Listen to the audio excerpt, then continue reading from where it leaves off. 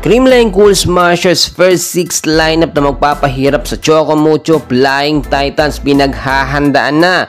And bago natin yan pag-usapan mga kaibigan, pa-like and subscribe naman po and pa-hit ng notification bell. Maraming salamat po.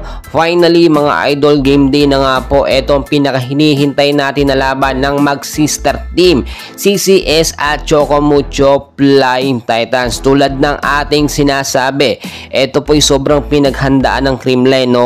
Yung laban nila kontra sa Chocomucho Flying Titans. As of the moment po kasi nangunguna pa rin, no, bilang top 1 po sa standings dito sa PBL.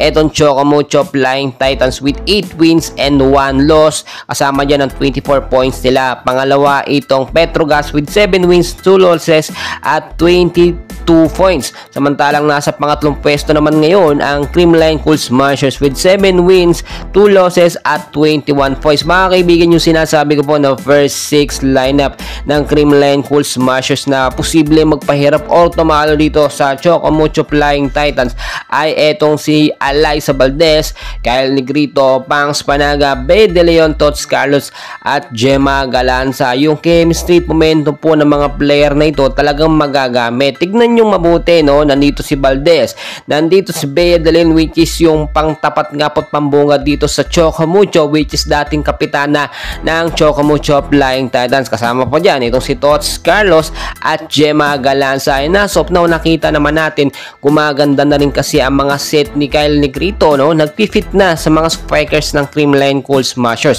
So paano ko nasabi na malaki talagang laban dito ng CCS kontra sa Chocomucho Flying Titans? Yung sistema po kasi ng CCS, no, yung pang-champion na sistema, no. Doon natalo sila ng 2 beses itong mga nakarang laban nila, pero this time iba na, no. Nagbabago po ang sistema ng Creamline depende sa kanilang makakalaban. Sa kabilang banda naman itong Chocomucho Flying Titans ay hindi rin ganoong kadaling talunin. Din recently nakita natin yung laban ng Chocomucho, talagang napakaganda at very solid ng kanilang performance, especially, no, si Cici Rondina, Madi Madayag na captain nga po itong Chocomucho ay talagang palaban at hindi nagpapatalo.